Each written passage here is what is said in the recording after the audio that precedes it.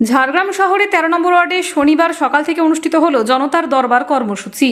এই কর্মসূচিতে উপস্থিত ছিলেন এলাকার বিধায়ক লক্ষ্মীকান্ত সাউ। সকাল থেকেই বহু বাসিন্দা নিকাশি ব্যবস্থা, জল জমে থাকা, রাস্তার বেহাল অবস্থা, ঘরবাড়ি সহ বিভিন্ন নাগরিক সমস্যা নিয়ে তার কাছে অভিযোগ জানান।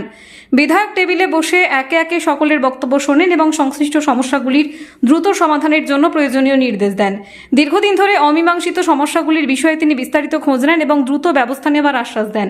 এদিন বেশ কয়েকজন বাসিন্দা অভিযোগ করেন, পূর্ববর্তী সরকারের আমলে বিভিন্ন অনিয়ম, দুর্নীতি ও ভয়ের পরিবেশের কারণে তাদের সমস্যার সমাধান হয়নি।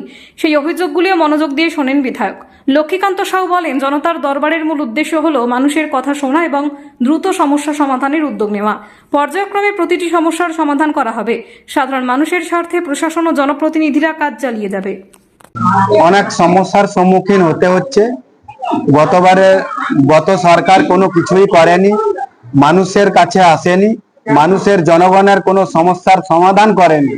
জনগণের যে সমস্যা রয়েছে সেই সমস্যাটাও শোনার জন্য সময় দেয়নি তারা।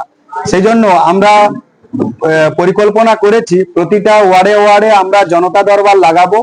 জনগণের কি সমস্যা আছে সেগুলো সমাধান করার চেষ্টা করব, যাতে জনগণ ভালোভাবে সরকারি পরিষেবা পান এবং বেশ সুখে বাঁচতে পারেন।